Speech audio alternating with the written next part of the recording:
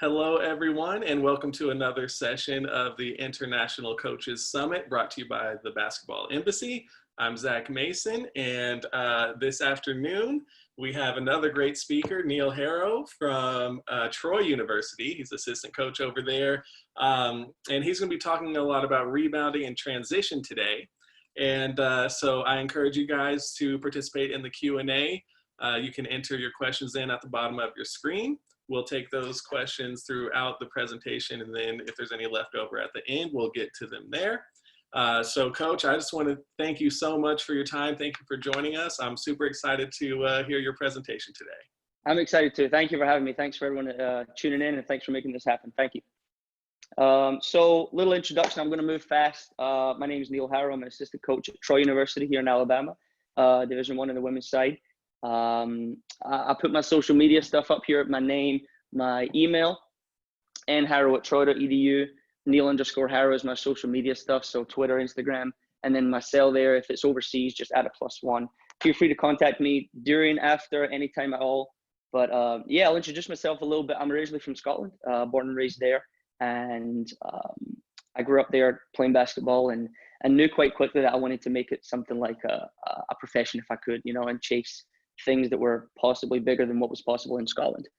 Love my country to death, but we're not a huge basketball country, not a whole lot of opportunities. So my second year in college in Scotland, I did an exchange program to America. I went to Georgia, to Valdosta State University. Really, really good school, Division II school, and got involved with the program there. After my semester, I went back and graduated from West of Scotland. I tried to get back to Valdosta, and it wasn't possible at the time, so I went to Spain. I went to Martinenc in Barcelona. Amazing club, amazing city. Just, I love Spain. I loved my time in Spain. I was there 3 years and worked with some great people. I realized quickly after I made the team, to play. And after realizing I played better in the tryout than I could possibly ever replicate. So I felt bad about it. I felt guilty. So after a couple months of playing, I thought, right, I need to focus on the coaching. So yeah, I focused on the coaching. I became a volunteer assistant for Gabri Payet, great coach, great friend. After that, they gave me a head coaching job under 18s boys. We were fortunate enough to win that league. Next year, I was under 16s development head coach. We were fortunate enough to win that league. But what I learned there was the most valuable thing. I was assistant at the same time. Again, this is all volunteering. Like you might get 80 euros a month expenses, you know, so you do it for the love of the game, you do it to grow, to learn. And it's an obviously amazing basketball country. I worked for Hugo Gonzalez at Martinenc as the under 21s men's assistant as well, learned a ton from him. Worked Elite Joa with Oscar de Paula, some amazing basketball minds over there. So I've got a lot of respect for all my friends over there, all my Spanish people. Worked with Mark Castillo, who is a great up and comer. He was my assistant with the under 16s. So after my 3 years in Spain, I came over back to Valdosta State, worked for Kylie Hill for 2 years as a graduate assistant, and then got the job at Troy after that. So this is just finished my 5th season at Troy, working for Shanda Rigby, who, if you don't know her, get to know her. She is amazing. Her passion, her energy, her vision, her faith is unmatched. And that's really why she took over the second to worst team in the nation. And in the past 5 years, we've won 3 championships. We're number 1 in the nation in offensive rebounding. We're top 10 in the nation in scoring. And we're top 50. She took over number 349 team in the nation. Now we're top 50. And it's thanks to, really, a lot of it is thanks to her vision, her energy, her unwavering belief that this is what we're going to do. We're going to do something special. So I'm going to talk about transition offense. That's what we do. It's what made us special. It's what makes us special. And then after transition offense, I'll talk a little bit about offensive rebound. We're number 1 in the nation. So people often ask how we do it. There's no secrets, but I'll talk about that at the end. Any questions at any stage, just hop in, and then someone will flag me down, and I'll try and answer them. So, like I said, my information is here. nharrow@troy.edu. Email me anytime. Neil_Harrow is my Twitter and my Instagram, and this is my phone number, 229-699-3646. Anytime. Okay. Hopefully you can see everything. So I'm going to move you a little bit closer. There we go. So I'm a whiteboard guy. I like to get out and get things visually. So no screen sharing today, just on the board. So I want to just dive right into it and talk about, like, why do we play fast? Why do we play up tempo, try and score within 6-7 seconds? And here's the reasons to why. One is hard to guard, really hard to guard. For 40 minutes, someone's coming at you down your throat. They're subbing 5 for 5. They're ramming it down your throat every single offense. It's easy to guard for a few possessions, but if you're relentless at it over the course of 40 minutes, it's really, really hard to guard. Really, really hard. Next thing, it's hard to prepare for. There's no pattern. There's no pattern. It's unpredictable. It's hard to say, well, they're going to do this exactly, because it leaves a lot of creativity up to the player. So it's really, really hard for teams to scout us. We hear it all the time, you guys are playing 13, 14 kids a night. We don't know what you're going to do next. And I sometimes tell them, we don't know what they're going to do next. And that's the great thing about playing fast. I think the roster buys in. I think when you play fast, because they know they're going to get to play. We can't play 6 kids every night, because we know that they're going to get tired, and they're going to either stop running and then we're not doing our identity, which is playing fast, or they're going to stop defending or whatever it is. So I think knowing that you're going to play every single night, even if you're 9th, 10th man, is a luxury that not a lot of players have on other teams. So the roster really buys in. They know they're going to get a chance. It's fun. It's fun, right? That's why we play. We play because we want it to be fun. Kids come to college to play basketball, or they play club basketball, or they play high school, because the first thing they do is they love the game.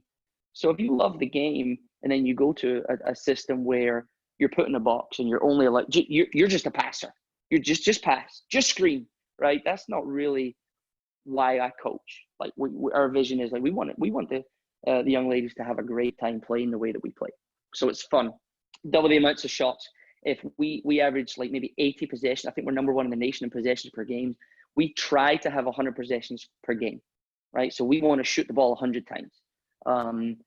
That's about almost double the amount of shot of the average along the nation. So double the shots means double the fun, right? If I usually get to take 6 shots and at Troy I take 12, then I'm happy usually.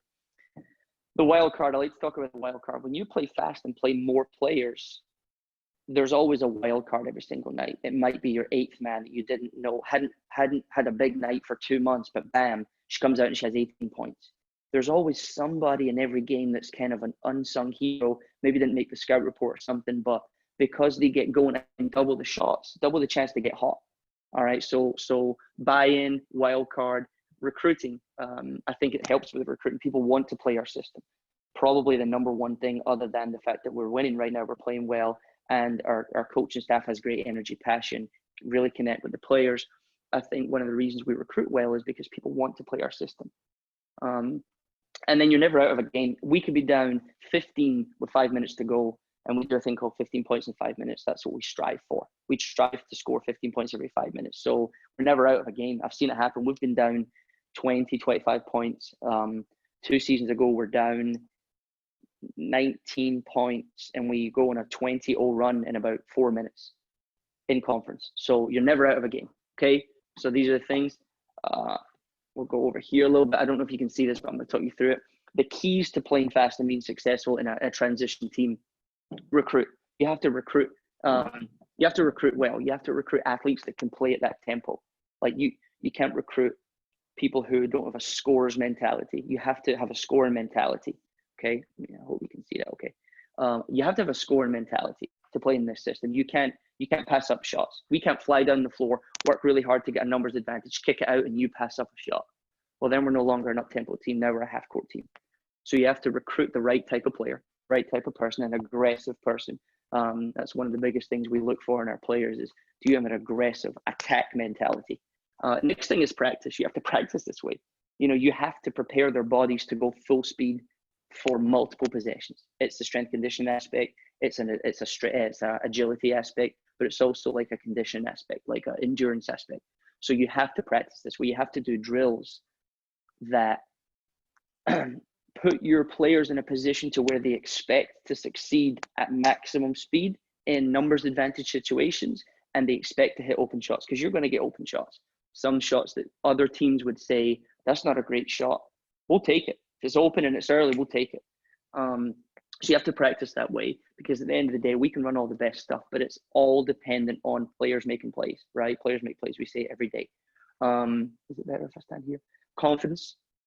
You have to make them confident every day. You have to instill confidence. Somebody goes 0 for 6 to start the game, they're probably going to take 6 more shots. If you make them confident and believe in them and don't pull them after like just 6 mistakes, then the chances are they could hit the next 6 in a row and they went 6 for 12 in the game. They've had a great game, 50%, right? So you can't be mad at them for missing those shots. You can't pull them for the first mistake. You need them to play through mistakes and give them confidence every single day. And that's how really we've made players on the journey of being to where we are. We've had players that wouldn't have been great scorers ordinarily, but we've given them so much confidence that they believed it and they've evolved and blossomed into great players and great scorers.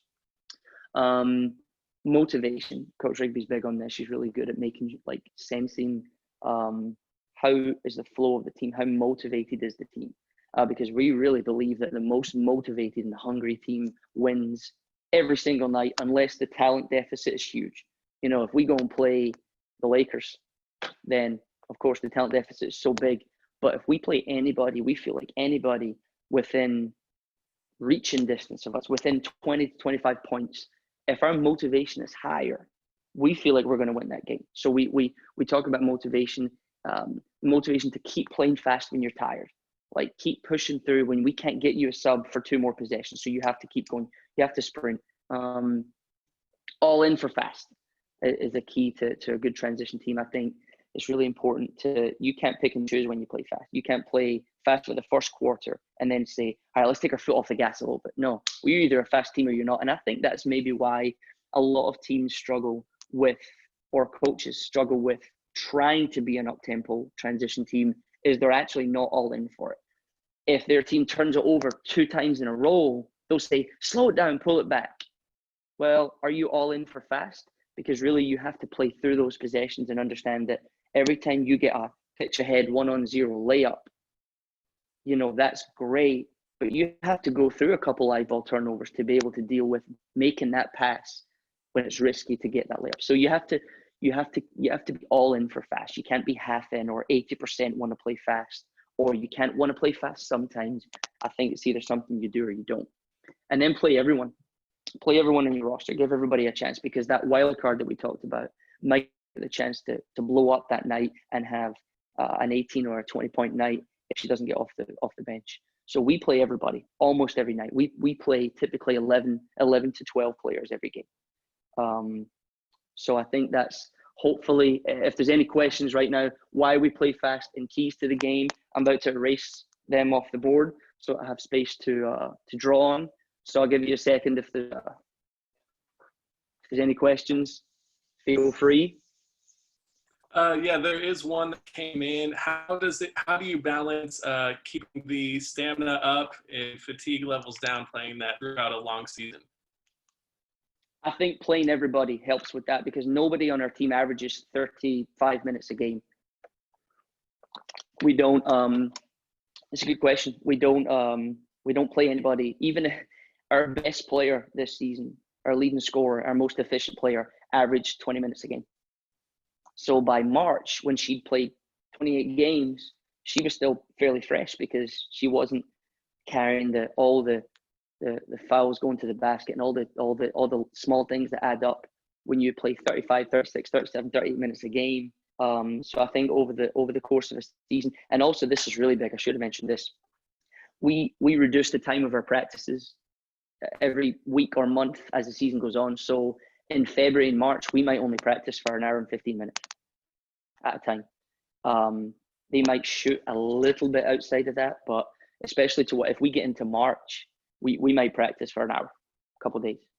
You know, you can't have 3-hour practices with this style, because either you're not practicing up tempo or you're killing your players' legs. So really good question. I think that's a key to practice time.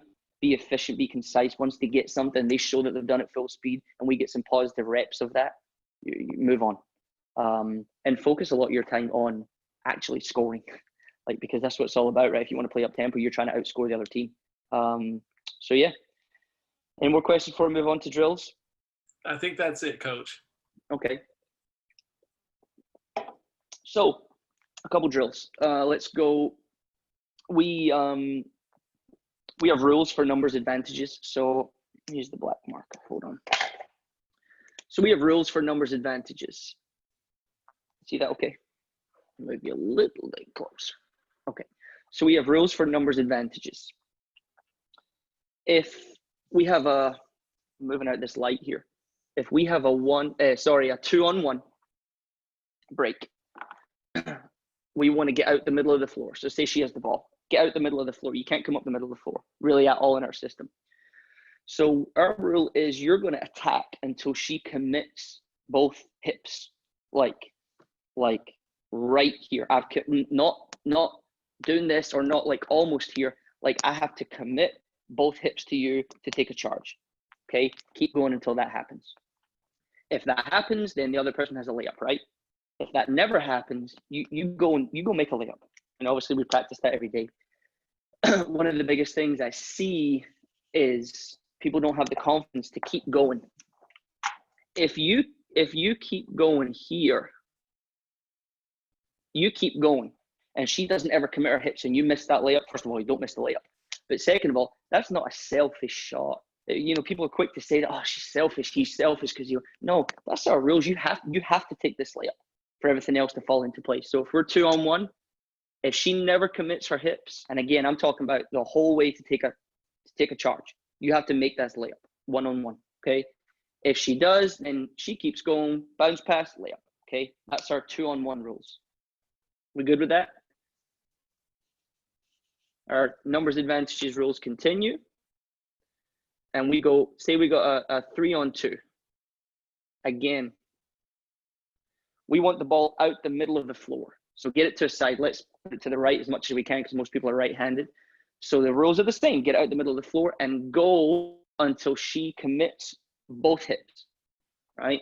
That's typically going to happen. She's going to come and stop the ball, okay? So whatever side we passed it to, the middle play, and we always have to come out like this 3-on-2. So we have our point guard come up and yell, there's one back, and we know it's 2-on-1. And that's our rules for 2-on-1. If there's 2 back, she's coming up the floor, say, hey, there's 2 back, and we get into this position. Whatever side the ball goes to, this player must step into that side elbow. Okay, this player keeps going. So say she stops the ball. She stopped the ball. She has a decision to make. She can only cover like one of these 2 players. So let's say she goes back here and covers the bounce pass. There's no bounce pass. We must take this jump shot. So now the ball is here because she did her job and dribbled it until the hips were committed. We're going to pass it here because this player took away the layup. We have to take this jump shot, and we have to be good at this jump shot. We practice it all the time. We have to take the elbow jump shot. Okay. Next, let's say this defender took away the elbow jump shot. So she come up here. The ball's still here. We stepped into here, ready for this elbow jump shot. Well, obviously there's the bounce pass and there's the layup. Really simple. We're not taking transition threes. We're not taking this jump shot. We're not taking this jump shot. We're not overpassing it. Don't overpass on the break. 2 passes and maximum, and somebody shoot the ball, okay? Because other people are coming back. People are transitioning back, so we can't overpass it. So again, we either take this elbow jump shot if she goes back, and if she stays up, then it's a bounce pass and it's a layup. Make sense? So that's 3-on-2. All right.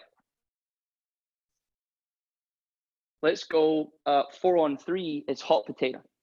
So we call it. So say they just come back, right? And they get to the paint, protect the paint, whatever.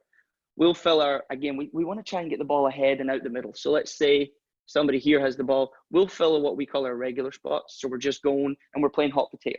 If there's a post player, she might go, that post player might come down here instead, and it's 4-on-3, we'll move over. We're just looking for the first available shot. 4-on-3 is hot potato, and we're looking for the first available shot. So again, 2-on-1, layups only, 3-on-2, layup or elbow jump shot, 4-on-3, hot potato. And if it's 4 perimeter players, then that's fine. We'll just spread it around. Someone will drive it, see if you can get a layup, see if you can get a kick out. This time we will take kick out threes in transition on a 4-on-3. Okay. And if we just see that the defense is back, then we'll go into our break, our secondary break, our Phoenix offense. All right. So that is one drill that we do. That's just our rules. Okay. Another drill that I really like, got this from Hugo Gonzalez in Spain. It's just a progression drill. Mike Neighbors runs this as well at Arkansas. Everybody's on the baseline. All right, you get 2 teams of 5. First person goes. She makes a 1-on-0 layup, which is more pressure than you would think. Everybody's watching her. Okay, 1-on-0 layup. Now, after she makes this layup, 2 people come in, and they're going this way. If she shot the layup, she's on defense. So sprint back, and now 2-on-1. Okay, so now they come up here. They're on offense. And now she's back on 2-on-1. When either the basket is made or she gets a defensive rebound, 2 come in. And now it's 3-on-2. 3-on-2, down that side. Same thing, either a basket's made or a turnover or defensive rebounds got 2 come in, and now it's 4-on-3. And it's constant progressions, and we would stick to our rules. Well, when it's 2-on-1, we know what to do. When it's 3-on-2, we know what to do because we just talked about it. 4-on-3 is hot potato. Once it gets to 5-on-5, you can condition it any way you want. You can say, all right, we're only going to play this transition option. Or you can say, all right, we're only going to use on-ball screens. But you can play that 5-on-5 for, all right, we're going to go, when it gets 5-on-5, we'll go 4 possessions of 5-on-5, or we'll go 4 minutes of 5-on-5. You can condition that really well, however you want. That makes sense? All right, we just call that our progression drill. Every day, let me see how I'm doing for time. Okay, every day we do a lead pass drill. So we'll have our posts in the middle, a line of posts, and a line of guards with the ball. And the post player will just take off, and we take 1 dribble and we throw it ahead. And she has to be able to catch around the free throw line and lay up. Maximum 1 dribble to get her balance. Okay. This is really essential. Your post players in the transition must be able to run, catch, and finish. Have to be able to sprint the floor, catch, and finish. Okay. I'm flying through this because I want to get to everything. Next, we give the post players the ball. In our system, we recruit post players and we teach them, we coach them to be able to handle the ball and initiate the break. Huge, huge plus point. If your post players can start the break, you're in good shape. It changes everything. If your post player can grab the rebound and take 2 dribbles or 3 or keep going until she stopped. We had Japonica James this year, who was first team all conference post player. If she got defensive rebound, she had the ability as a post player to go all the way. And that changes everything. So what we do is now we give the post players the ball in the drill, and the guard runs wide, and she goes all the way until, we might yell stop, and she has to kick it out to the guard and either sweep it and go attack and make a layup, or we'll go on ball screen and we'll attack that way. Okay. Again, depending on what your offense or your secondary break or your primary break stuff is, depends on what you would tell them to do. Okay. But every day we do that. Every day we do pitch ahead to the post and post break out to the guards. And then we do a thing that's 13 and 3. Coach Rigby loves this drill. Just draw it quickly. 2 players start here. It can be a post and a guard. It can be 2 guards. It can be 2 posts. Doesn't matter. First player is going to go make a layup. Make it as quick as you can. As soon as she takes that first dribble, we start the 13 seconds. 13 seconds. When she makes the layup, the other person is going to get the rebound. All right. The first player is going to get the outlet. There's only 2 people going. She's going to get the outlet and dribble, and the other one's going to run behind her and go pass to her, bounce pass, make the layup, and do the same thing 1 more time. The other kid runs, get the rebound, pitch it out, and make a layup. You have to make 3 layups in 13 seconds. It's very possible. I've seen it done in 12 a couple times. Okay, so 2 people start, layup, other kid gets it, outlets it, run behind, bounce pass, layup. Same thing, defense. The same 2 kids are going the whole time. 3 layups in 13 seconds. All right. Any questions? I'm going to reuse the different. No questions right now, Coach. Great. Okay, here we go. So now we get into our break, which is based on the Phoenix break. All right. So, all righty. We are going to, so the first thing that happens is, just like most transitions, the lead post player has to go. So she goes to the rim and goes ball side post. So say we bring it up. The point guard can't be in the middle of the floor. So say she's bringing it up this side, the left side, the left slot. Is everything back to front because I'm on? I don't know. But yeah, so you can see she's picking one side. The lead post has to go there. Okay. The guard Guards are supposed to run wide and go to the corners all the way. And we'll just call trail post, the other post player who probably got the rebound and outletted it. She's coming. All right. So our first look is, like we just practiced, throw it to the post or throw it to the guard to go score. But if we don't have any of those options and the point guard can't go score one-on-one, we're okay with all those options. But if she can't, we are straight into an on-ball screen, a drag screen. Okay. To help you with this, think about a box. We have to work in a box. Okay. So what's going to happen is the point guard is going to attack. Post is going to roll. All right. She has to get out the way.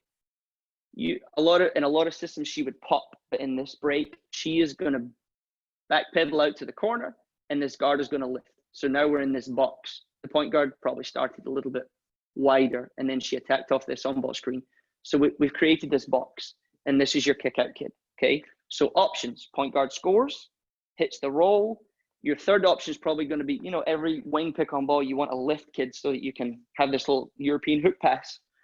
So point guard, roll, throw out for three, kick out for three, or this player in the corner is always open, but usually isn't a great scoring threat unless this is a really good stretch four post that can shoot. Let's assume for the rest of the day that your other post player can shoot. All right, because that's typically what we try and recruit. And I think, especially if anybody's coaching overseas, most times you have 4 kids on the floor, 4 people on the floor that can shoot. Okay, so that's our first option, tap and go. So tap's just the screen. So that's everything's based off that first option. Okay, let's say our second option would be a dribble handoff, and it's all the same concepts. So your one brought it up here, trail, everything's the same. If she dribble, now you can either call it, have a, hand, palm, whatever you want to call it, or it can just be initiated because she's dribbling at the guard. So this triggers this. She's going to come and get the handoff, and the trail post is following. Okay. Then this guard is going to attack. It's just the same as we just had. So now the point guard handed it off to the 2 guard who has it, and it's a dribble handoff. Same thing.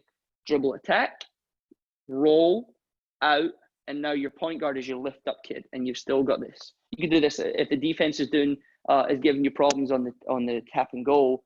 Maybe it's hedging really big, or it's trapping. It's harder to hedge or trap or ice a dribble handoff. So it's a really good option. Again, you can run these options to any side of the floor. I'm just showing you one side.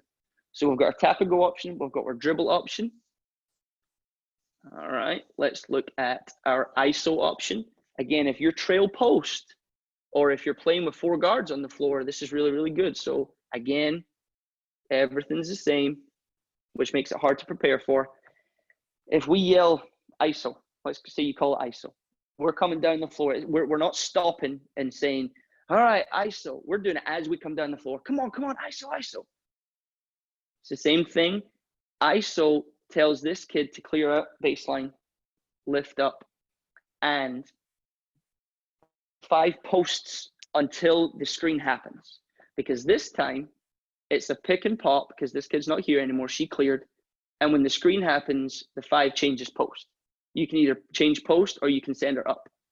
But all that happens is the point guard now comes off this, the trail post screens and pops into space, whatever her range is. If she can shoot the 3, she'll stretch to the 3. If she's a dribble attacker, then she'll catch it and she'll go play one-on-one. If she's a mid-range shooter, then she'll come off and she'll go right to here. Okay, it's just a quick ISO, really, really hard to guard. And that's our third option, is our post ISO option. Good so far? Stop me if you have to. Looking good. All right, our ghost option. I really like this ghost option. So Clay Thompson made this quite popular. Again, if your trail can shoot the 3, we're just assuming your trail can shoot the 3. Similar idea, we'll yell ghost, sends this kid through. This one rises up, the 5 posts for a second. Instead of screening and popping, she just keeps running. She'll call screen, but she keeps running. And they just call it a ghost screen. Okay, so like, hard to demonstrate, but I'm just going, I got your screen, but then I just change pace and keep running back. And it's just really hard because this person's defender is getting ready to play some sort of on-ball defense, right? Some sort of pick and roll defense. And if she just changes speed and just sprints through it and there's no screen involved, she can get stuck with it. And it's just a quick pitch for a ghost 3. All right. This is where it gets good. Hang in there with me. Double options. This is where it really you can really play around with it a lot. I really like these options because you can tailor this to your personnel. Okay. Say you say, well, my post can't shoot it, or my post can't shoot it, or whatever. Hopefully these are useful for you. On double, and again, the point guard's coming down. We're not stopping. We're playing transition. We're coming down. We don't have a numbers advantage.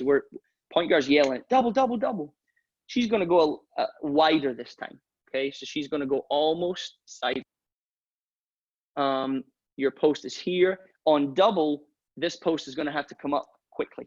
Or if there's ever a situation, maybe a free throw, or maybe a guard got the rebound, and both your posts are behind, great time to run double. Okay, it's just a double screen post in the trail, double drag, and she's coming off of this. Sorry, your other guard's over here. She's coming off of this, and then you can play around with it. Okay, so the first thing we like to do is we will roll, and you can do it based off personnel or where they are in the screen.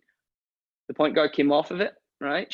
She's off of it. We'll roll the big one, pop the 4 player, and we'll throw it to her, and we'll look high-low. Really hard to guard because it's just happening so fast. It's up to you if you keep this kid in the corner or send her baseline. Up to you. Play with it. So that's your first option. Double drag, hit the pop, high-low. Okay. All right. South Alabama does this really well in our conference. They'll put the best shooting post first. They'll set the double drag, and then they'll act like they're gonna go stagger screen for the guard in the corner. So the point guard came off of it, and their post will just rescreen for the 4-man. The 5 will rescreen for the 4. If your 4 can shoot, this is really hard to guard because guess what happens? They'll switch it, and you have a slip. Okay, so again, double drag, come off of it, create some space. You want to get some width to it. Act like you're going away, or act like you cut, and then go rescreen for the 4 that can shoot. Okay, just a rescreen. The other way you can do this, if you don't have a post that can shoot, is you came off of it, and instead of screening, you screen. She curls it. You might have a layup, pop, high-low. Okay. Or you come up here, you can do all sorts of things here. Okay, if you hit the pop and the high-low is not open, you can reverse it here, go dribble handoff, you can go pick and pop, get her out the way. There's a million things you can do with it. And again, it's all like this, bam, bam, bam. We don't do all these options, but I'm just showing you what you can do with it.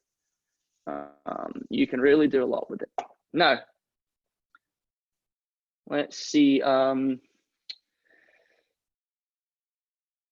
Okay, so you can also, same thing happens. So your 1, same action, guard, your 1 came off of a double. She came off it.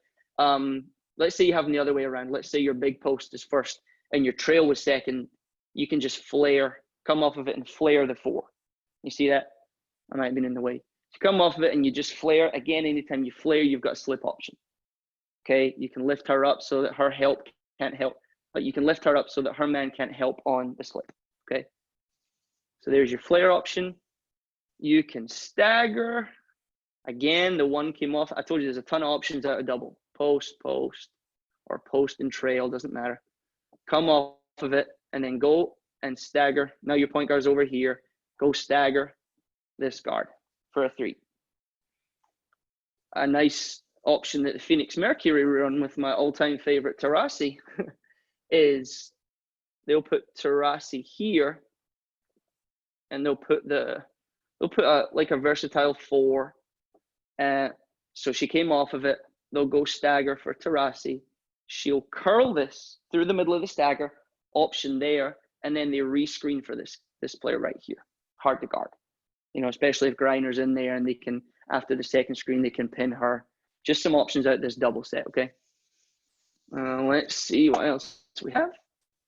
A slightly more European look would be like a twist type thing. So let's say you've got your trail. So again, it's all out this same double set. She comes off this all the way over.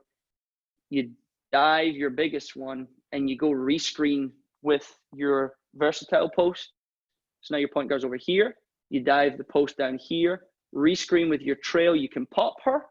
You can roll and pop and go high-low. There's all sorts of things here. I know that in Europe we like to twist screen. So screen, rescreen. I think that's a nice option. That's like 15 options off a double. So hopefully this has been helpful. Any questions there? Don't think so. Looking good. All right. Okay, I'll keep going. One really cool thing is that this Phoenix offense gives you really good spacing for, I'm really big on, and like the top teams in our game, Oregon, South Carolina, UConn, all these teams, they do a really good job of keep playing when the first action doesn't work. So let's just look at our tap and go. The first thing we talked about, trail, post, guard, guard. She came off of this. Say she couldn't attack. We already talked about she's going to roll, she's going to lift, and she's going to go out. Okay, so let's put everybody where they need to be. This is really helpful. So the guard's now up here because she lifted. Your point guard still has the ball because she dribbled it out. Keep your dribble alive. There's no need to, if you don't have anything, that's fine. You've got one post down here, and you've got one post out here. All right, and again, depending on what you would run here depends on your personnel. Okay, so one thing that I really like is you keep bringing this guard up, and all of a sudden you're in a flex. Set this flex screen. Okay, it's up to you if you want a down screen or you want a back screen. But at the end of the day, now you're just in a flex. Really good option because it's happened just like that. Bam, bam, bam. Okay. Like anything, don't start putting this stuff in until your tap and go is good, or your dribble handoff's good, or your doubles are good. Because if you can run tap, dribble handoff, and doubles in your ISO play, you probably don't need much of this. But maybe off of a dead ball, you can still do it.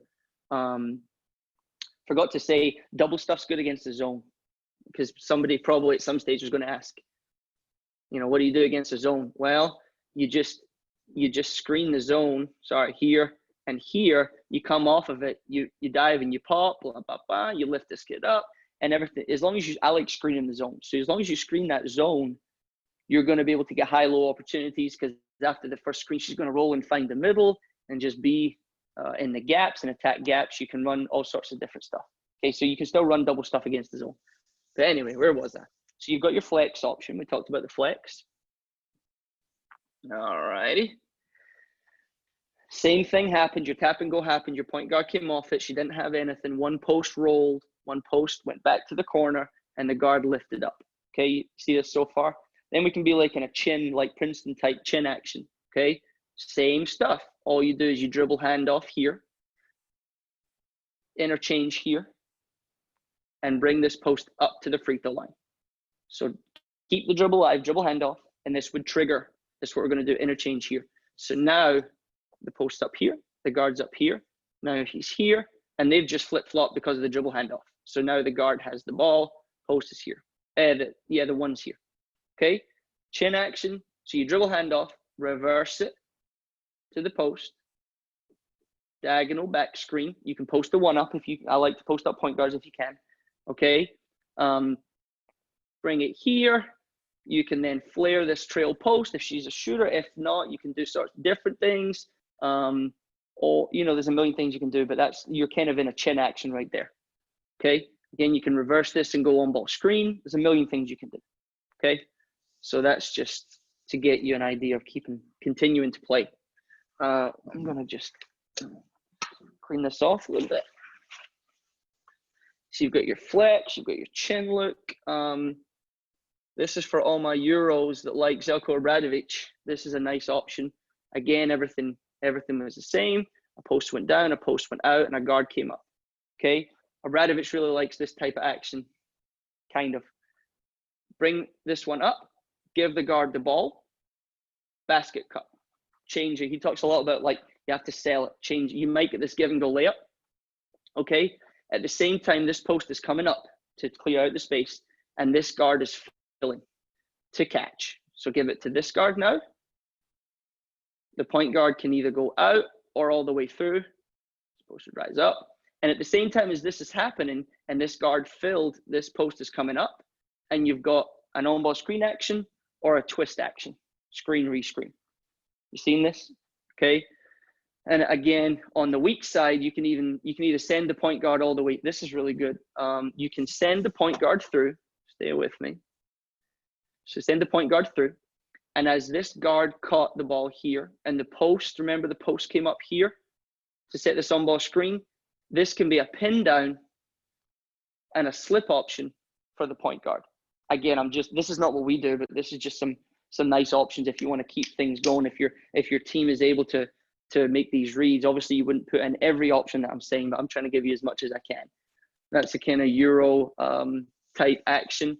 And then something that we've done at Troy in the past, especially for big games, is we put some unconventional stuff in. Like, for example, we'll send two guards to stagger for a post. So again, out the same look, a post went down, a post went out. If this is your 4 that can shoot, a guard came up, a guard came up. All right, just like everything we've just done. Fill up here, give her the ball, right? And go stagger for a post player, and the post comes across for a post ISO. Now she has the ball, you've got a post ISO, take the help away by staggering the 4. You might say, why would you stagger a 4? Watch a team try and figure out how to guard guards setting screens for posts. They struggle. So that's unconventional, it's different, it's unique. Don't be scared to try new things. We've even set some on-ball screens for posts. We'll reverse it to the post and go set an on-ball screen with a guard. And teams are like, we've not practiced this. So hopefully that's some good stuff for you. So that's your stuff for, again, I'm trying to kind of fly through this to get you as much as possible. That is some stuff on our transition, what we look for initially when numbers breaks, what we look for after that, and then some options if it doesn't work. I'm going to talk about rebounding since that's what that was another topic. You know, I'm just gonna write them up. We don't have any rebounding secrets. There's no secret formula. There's no, this is the drill you have to run. It really isn't. I promise it's not. It's more about what you emphasize. We emphasize rebounding every single day in everything that we do. So, keys to being a great rebounding team, okay? Emphasize it. And I really mean it every single day. Rebound, rebound, rebound. You have to make a decision. How many do you send to the offensive boards? We send 4 every time. You're not allowed to stand and do nothing. Either get back or get in. There's no standing on the 3-point line, okay? If you're a little bit safer, you might send 3 and send 2 back.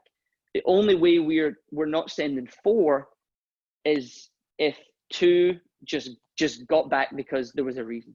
But you can't stand on the 3-point line. So emphasize it every day, okay? You must recruit rebounders. You can't be soft. You can't be timid. You have to get in there and you have to rebound. You're going to get hit sometimes. People are going to illegally box you out. They're going to grab you. They're going to they're going to hold arms. Deal with it. I don't know what to tell you. She's holding me. Rebound. Sorry. Ref. Rebound. Just rebound. Find a way. And don't get angry if your players get over the back calls. You can't have it both ways. Just like don't be mad at turnovers and transition. You can work on it, but don't be upset if your players jump up there, get a rebound, and the referee goes, oh, she must have fouled her. Maybe we're just more athletic. But anyway, recruit it. Okay. And Coach, we do have a question about that. Sure. Would you rather recruit a big who can rebound exceptionally well, or one who can dribble and shoot well, like we talked about earlier, who could, take the ball coast to coast? Wow. Can I have both? No, we just recruit athletic forwards. We don't recruit big, powerful, slow posts, which there's a time and a place for that. This is not what we do. So I would recruit someone that can really rebound and teach them how to dribble. That's what I would do, rather than take a kid that's not an aggressive rebounder and try and convince her to rebound. I would rather have a rebounder and teach her how to dribble, because a post that's dribbling isn't, just for our system, right? A post that's dribbling doesn't give you as much as a post that can go get, we averaged 24 offensive rebounds this year per game. That's 24 extra shots that the other team didn't get. So that's on a worst case scenario. If we make them all for 2, that's 48 points, right? Now, we're not going to make them all, but still, I would rather have those extra possessions than a post that can dribble, because what I would just do if she can't dribble, but she can really rebound, is just take one dribble and stop and pass it and then go rebound. So yeah, good question. So film it every day. Film it every day and watch film and ask, well, on this possession, what were you doing? Nothing. Correct. Rebound or get back. But don't stand there. No popcorn eating. We call it popcorn. You can't stand there and eat popcorn. Don't get discouraged. If a team scores a fast break layup on you because 4 people went to it's going to happen. As long as it's just a numbers game, it's a math game. As long as you're getting more offensive rebounds and converting them, then they're getting fast break. Now, if a team is running on you every single time, it's a problem. Something's wrong. Either you're not going to the boards and getting them, or your team's jogging back, right? That's a problem. So don't get discouraged. If every now and again a team has a fast break layup on you, every now and again, it might happen 2 or 3 times a game. But if you get 20 offensive boards, it's okay. Sprint back, non-negotiable. If we don't get the board, we sent 4, which means for a second they could be 5-on-1. But if we sprint back, we're speeding them up, which is helping us. Okay. Track it every day, and set goals. We would set goals like, we want 65 rebounds in this game overall, defensive and offensive. I want you to have 15 rebounds in 25 minutes. If you're going to play 25 minutes, you have to have 15 or 16 rebounds. Sounds like a lot, but if there's a lot of possessions and you reward it and you talk about it and you praise it, just like anything, and track it, and it's all you talk about, eventually you're going to have a great rebounder. So there's no secret. I wish there was. In fact, I'm happy there's not, because it's working out for us. But in a nutshell, that's it. I'll take as many questions as I can stay all day, but this is my information again. Neil_Harrow, tweet me, Instagram me, email me, nharrow@troy.edu, and I've got WhatsApp, so feel free to just +1 if it's outside the United States, 229-699-3646. And if we get time for questions, I'll be happy to take them. Definitely. Thanks again so much, Coach. And yes, if there are any further questions, go ahead and drop them in the Q&A.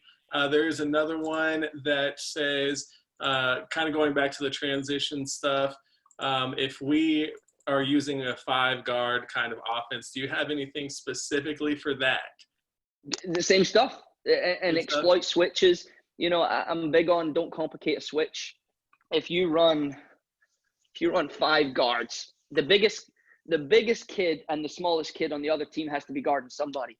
So just set your screen the way you want it. And it say, you know, I'm just going to write 5, even though it's the 5's a guard. When you set this, there could be a switch. Okay. So like, somebody's going to have a mismatch on the exterior. So like, just exploit mismatches or something. If there's not a switch, then that's fine. Somebody already has the mismatch. I think you just run your same stuff and you do more pop stuff. Like if you run your double, or if you run your ISO play that we talked about. So you go here and you send that kid through and you pick and pop her. Well, now you've got a guard getting guarded by a 5, hopefully, because their 5 has to guard one of your guards, right? So now she's out here in a space to play 1-on-1, and it's, you know, you've got your guards there. Or you can do, if you play 5 guards, you can run your double stuff. And I'm just going to write, because everybody's a guard, right? So you set your 2 screens, you come off of it, and you can flare somebody. And again, you've got an ISO opportunity here and a guard out here. I would just play in space. I would just do that.